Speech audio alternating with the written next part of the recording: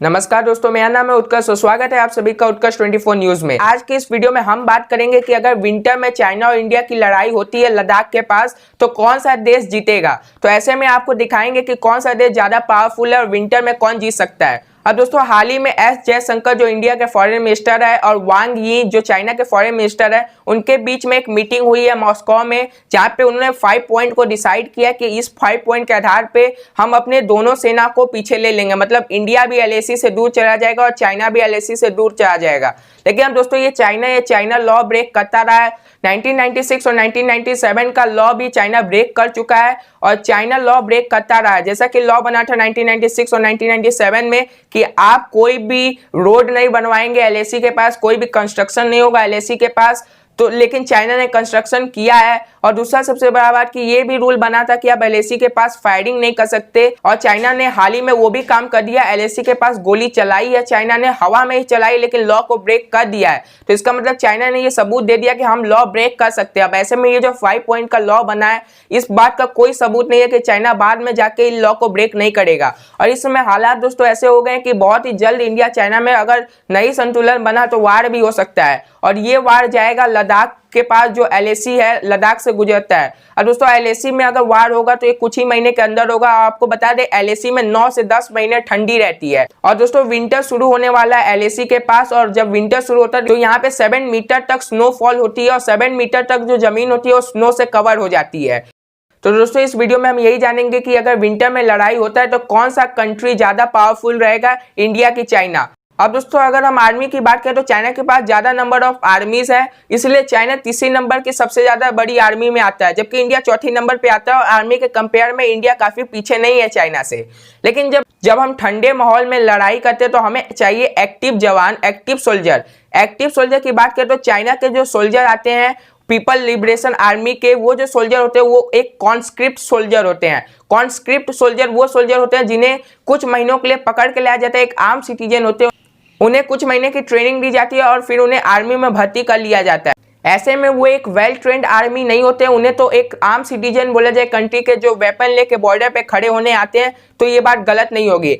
China जो है वो अपने पीपल लिबरेशन आर्मी के सोल्जर को तिब्बत और जियांग में समर ट्रेनिंग करवाता है, जहां पे उतना ज्यादा ठंडी नहीं रहता। लेकिन जब आप आते हैं एलएसी के सामने तो वहां पे टेम्परेचर -50 डिग्री सेल्सियस तक चला जाता है। अब ऐसे टेम्परेचर में सरवाइव कर पाना एक आम आदमी के लिए, वो आदमी जो एक वेल ट्रेन सोल्जर नहीं है, काफी मुश्किल होता है। और अगर दोस्तों हम इंडिया के सोल्जर की बात करें तो इंडिया के सोल्जर एक वेल ट्रेन सोल्जर होते हैं, उन्हें कहीं से पकड़ के नहीं लाया जाता कि चलो आर्मी में जाओ। जबकि इंडिया में तो उल्टा होता है। इंडिया में बहुत सारे फॉर्म भरते हैं लोग, बहुत सारे फॉर्म करते हैं, लेकिन इंडिया के सोल्जर में सबको एंट्री नहीं मिलती और बहुत जन को छाट दिया जाता है। और इंडिया के जो सोल्जर होते हैं 12 महीने सियाचिन ग्लेशियर में रहते हैं, वो ग्लेशियर जो दुनिया का सबसे ठंडा ग्लेशियर है और सबसे ठंडा वार फील्ड है। उसके बाद इंडियन आर्मी एलएसी के सामने 12 महीने पेट्रोलिंग करती है, और साथ में सिक्किम में भी जो एक बहुत ही ठंडा जगह है वहां पे भी जाके डोकलाम रीजन में रहती है। तो इंडियन आर्मी को ठंड से फर्क नहीं पड़ता और उन्हें ठंड में रहने की आदत पड़ गई है। वो वहीं ट्रेनिंग करते हैं, वो 12 महीने वहीं रहते हैं, सियाचिन में रहते हैं, एलएसी के पास रहते हैं। तो उन्हें ठंड ज्यादा इफेक्ट नहीं करेगा क्योंकि उन्हें पता है कि यहाँ पे कंडीशन कैसा होगा। लेकिन जबकि हम बात करें पीएलए की यानी पीपल लिबरेशन आर्मी के सोल्जर की, तो वो एक वेल ट्रेन सोल्जर नहीं होते हैं। अब दोस्तों, अगर हम पीएलए का दूसरा सबसे ज्यादा प्रॉब्लम बताएं तो जो पीएलए यानी पीपल लिबरेशन आर्मी के सोल्जर होते हैं वो आर्म्ड व्हीकल में मूव करते हैं। अगर उन्हें एक जगह से दूसरी जगह जाना पड़ता है तो वो आर्म्ड व्हीकल में मूव, जिस गाड़ी से वेपन लेके जाया जाता है उसी गाड़ी में उन्हें बैठा के एक जगह से दूसरी जगह मूव कराया जाता है। अब ऐसे में चाइना ने हर जगह तो रोड बना लिया, लेकिन पहाड़ पे रोड नहीं बनाया। अब अगर आपको पहाड़ चलना है, अगर एलएसी में युद्ध करना है तो आपको पहाड़ चलना पड़ेगा, और पहाड़ चलने के लिए आप गाड़ी नहीं चढ़ा सकते पहाड़ पे। यहाँ पे दोस्तों प्रॉब्लम होगा पीएलए के सोल्जर को कि वो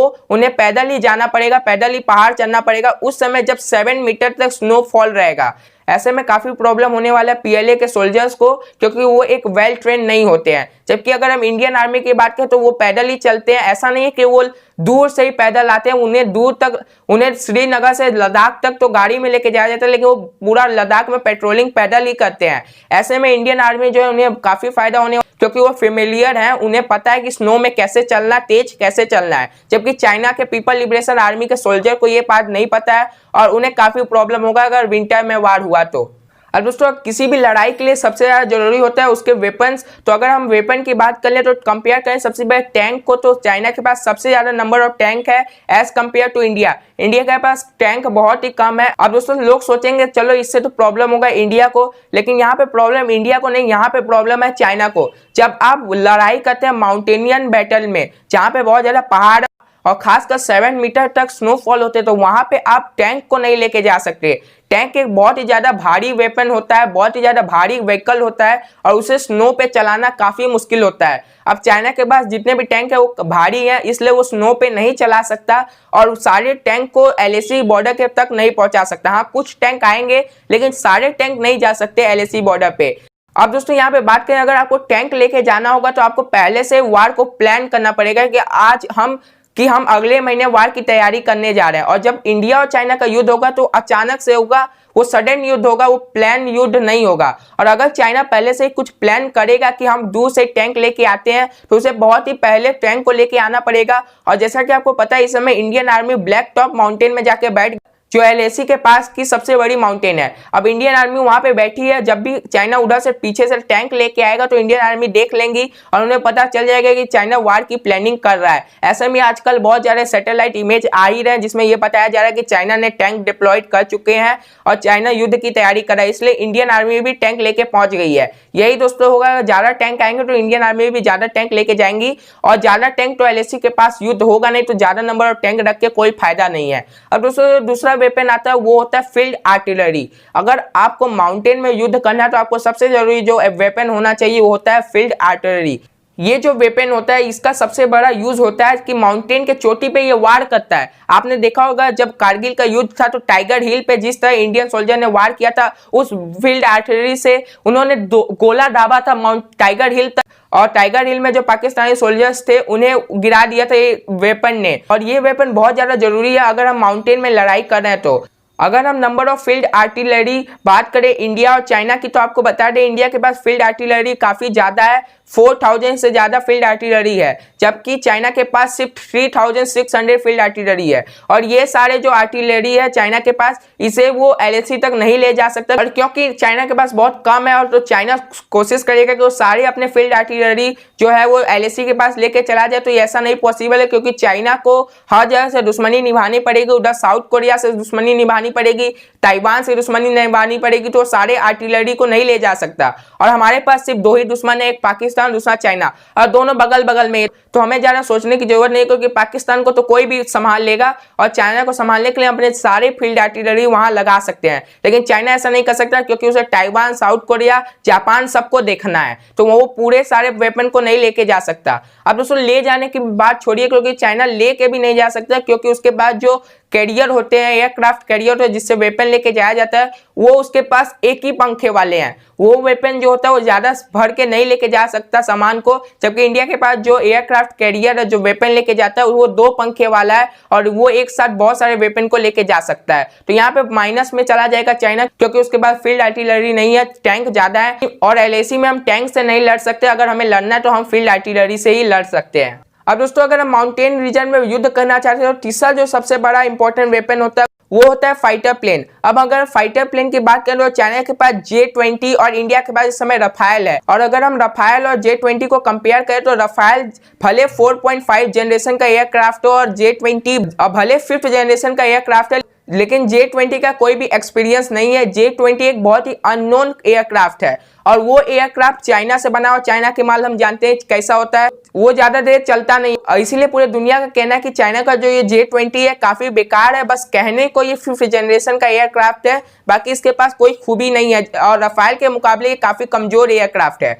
अब दोस्तों अगर हम कंपेयर करें रफाल और J-20 की, तो आपको बता दें रफाल जो है उसकी स्पीड और J-20 की दोनों की स्पीड बराबर है, दोनों की स्पीड 2100 किलोमीटर पर आवर है। अब दोस्तों लेकिन अगर हम बात करें एक बार में कितना दूरी ये विमान विमान उड़ सकते हैं। तो आपको बता दें जो रफाल है वो 37 किलोमीटर तक बिना रुके उड़ सकता है, जबकि चाइना का J-20 सिर्फ 1200 किलोमीटर तक बिना रुके उड़ सकता है। अब दोस्तों यहाँ पे प्रॉब्लम आ जाएगी चाइना को, क्योंकि अगर उसे युद्ध करना पड़ेगा LAC में तो उसे बहुत ज्यादा विमान चाहिए, बहुत ज्यादा फाइटर प्लेन चाहिए। अब वैसे फाइटर प्लेन में आपको बहुत ज्यादा फ्यूल लेना पड़ेगा। और बोला यह जाता है कि J-20 का जो इंजन होता है वो बहुत ज्यादा फ्यूल कंजप्शन करता है, उसे बहुत ज्यादा फ्यूल चाहिए। और J-20 को फ्यूल भरने के लिए बार बार जमीन पे उतरना पड़ेगा, बार बार उतरना पड़ेगा, बार बार रुकना पड़ेगा। और रफाल के पास ये शक्ति है कि वो हवा में फ्यूल को चेंज कर सकता है और बहुत देर तक उड़ सकता है, तो फ्यूल चेंज करने का जरूरत भी नहीं है। तो यहाँ पे फिर से एक प्रॉब्लम चला जाएगा चाइना के पास, और चाइना को ये प्रॉब्लम फेस करना पड़ सकता है, क्योंकि उसके पास जो विमान है J-20 वो रफाल के मुकाबले बहुत ही कम दूरी एक बार में तय कर सकता है। अब दोस्तों यहाँ पे और एक प्रॉब्लम सामने आता है चाइना को, वो प्रॉब्लम है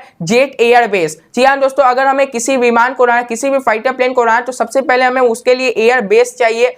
और इस समय जो चाइना का एयरबेस है वो ऑफिशियली होटान एयरबेस है, और LAC से होटान एयरबेस 300 किलोमीटर दूर है। जबकि इंडिया का दौलत बेग ओल्डी ये जो एयरबेस है वो काफी कम दूरी पे है, 9 किलोमीटर की दूरी पे है दौलत बेग ओल्डी, और हम आसानी से दौलत बेग ओल्डी से एयरक्राफ्ट उड़ा सकते हैं और LAC तक कम समय में पहुंच सकते हैं। जबकि चाइना के होतान एयरबेस से आने में चाइना के विमान को काफी टाइम लगेगा। 300 किलोमीटर दूरी है, प्लस 1200 किलोमीटर में उसका फ्यूल खत्म हो जाता है, एक बार में वो 1200 किलोमीटर से ज्यादा उड़ नहीं सकता। तो चाइना को एक बहुत ही ज्यादा मुसीबत का सामना करना पड़ सकता है। अब दोस्तों यहाँ पे चाइना का सब जगह से प्रॉब्लम ही है, उसकी आर्मी सही नहीं है। आर्मी में फेक सोल्जर को भर के रखा है, कॉन्स्क्रिप्ट सोल्जर है उनके आर्मी में। और दूसरी बात, उनके पास टैंक है, टैंक का आप यूज नहीं कर सकते, और फील्ड आर्टिलरी बहुत ही कम है। और अगर हम फाइटर प्लेन की बात करें तो फाइटर प्लेन भी उनकी ठीक नहीं है, और उनकी जो फाइटर प्लेन है J-20 वो कहीं पे भी आज तक युद्ध नहीं किया। जबकि इंडिया का जो ये रफाल है वो पहले भी इजराइल, इराक ये सब जगह पे युद्ध करके आ चुका है, तो एक्सपीरियंस नहीं है J-20 के पास। वो एक बहुत ही अननोन सा व्हीकल है, और ये पहले 5th जनरेशन का है, लेकिन ये ज्यादा देर तक उड़ नहीं सकता। तो यहाँ पे हर जगह चाइना का प्रॉब्लम ही प्रॉब्लम है, और अगर विंटर में युद्ध हुआ तो इंडिया बाजी मार जाएगा, इस पे कोई भी शक नहीं है। अब दोस्तों लेकिन यहाँ पे इंडिया को एक जगह से प्रॉब्लम हो सकता है, क्योंकि इंडिया के पास रॉकेट प्रोजेक्टर नहीं है। ये रॉकेट प्रोजेक्टर होता है जो एक ही बार में बहुत सारे रॉकेट को छोड़ता है। ये रॉकेट छोटे रॉकेट होते हैं जो एक प्रकार से मिसाइल होते हैं, जो एक बार में बहुत सारे रॉकेट को जोड़ सकता है। आप ये इमेज देख सकते हैं। अब ये जो रॉकेट प्रोजेक्टर होता है ये इंडिया के पास काफी कम है, 266 रॉकेट प्रोजेक्टर। जबकि अगर हम चाइना की बात करें तो चाइना के पास 2600 से ज्यादा रॉकेट प्रोजेक्टर है। तो चाइना ये बहुत ही ज्यादा यूज में ले सकता है और यहाँ से वार पे एक एंट्री मार सकता है। अब दोस्तों यहाँ पे फिर एक प्रॉब्लम हो सकता है, क्योंकि ये रॉकेट प्रोजेक्टर जो होते हैं ये बहुत ही भले वेपन को लॉन्च कर सकते हैं, लेकिन ये भी बहुत भारी होते हैं as compare to field artillery. और ये सारे व्हीकल्स को लेके जाना यहाँ पे भी बहुत बड़े चैलेंजेस होने वाले हैं। तो दोस्तों ये थी पूरी इन्फॉर्मेशन। अगर आपको वीडियो पसंद आया तो वीडियो को लाइक कीजिए, चैनल पे नए हैं तो चैनल को सब्सक्राइब कीजिए और बेल आइकन पर क्लिक करके ऑल का ऑप्शन ऑन कीजिए, ताकि हमारी सारी वीडियो आप तक पहुंच जाए। और दोस्तों इस वीडियो को ज्यादा से ज्यादा लोगों तक शेयर कीजिए, ताकि ये इन्फॉर्मेशन सभी तक पहुंचे। दोस्तों अपना बहुमूल्य समय देने के लिए धन्यवाद। जय हिंद, जय भारत।